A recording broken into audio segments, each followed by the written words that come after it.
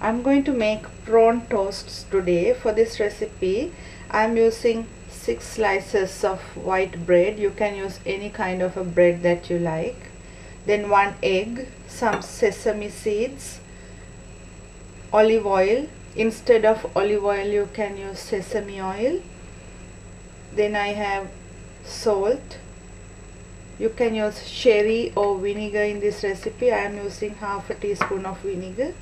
Then I have pepper and 300 grams of raw prawns peeled and only the flesh I am using, and some spring onions finely sliced.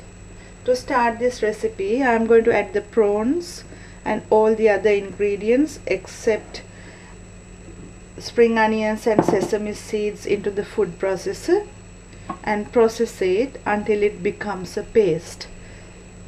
If you like, you can add chestnuts in this recipe or a little bit of starchy like chickpea or anything like what you need, but this is fine. You can use this like this too.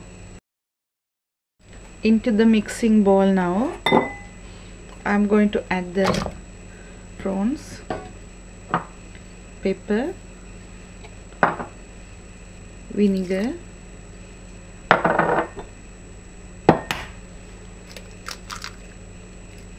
and the egg, and a little bit of salt for the taste, and I'm going to grind this until it becomes a smooth paste.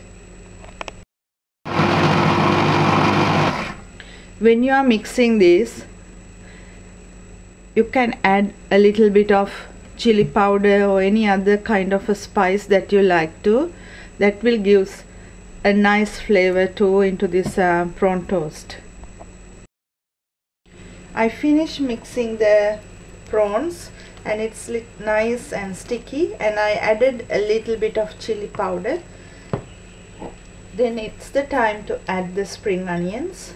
If you like, you can leave a little bit of spring onions to sprinkle on top.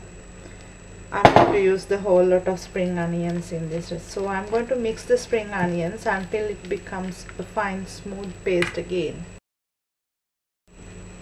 There are 2 ways of doing this. If you like the crust off, take the crust off